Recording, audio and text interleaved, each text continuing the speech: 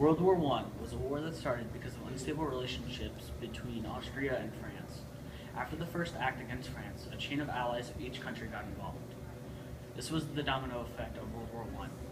World War I was the war where new weapons and new fighting techniques were used. The war ended with France defeating Germany. To get revenge on Germany, France and their allies came together and wrote the Treaty of Versailles. The treaty basically blamed Germany for the whole war and forced Germany to pay back for all of the expenses of the war. This left Germany helpless and very angry.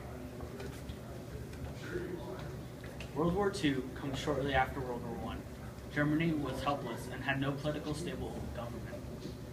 Because of the Treaty of Versailles, Germany sought revenge, though they had no resources to do so. A new leader stepped up, Adolf Hitler. He promised to rebuild Germany and to get revenge on France and their allies. Hitler quickly overthrew the government officials, and quickly became the leader of Germany. Hitler came from the Nazi Party, who built up military power. Germany attacked Poland and took over Austria and Czechoslovakia. These attacks were looked over by the League of Nations in fear of starting another war. But the threat of Germany, they had no choice but to get involved. But when the war ended, the League of Nations made sure not to make the same mistake on the new treaty.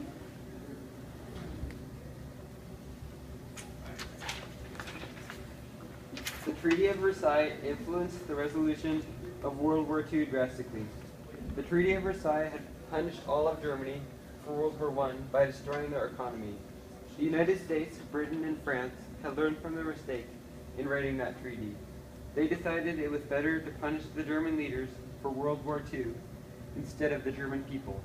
This shows how the idea of the Treaty of Versailles influenced the idea of the resolution of World War II.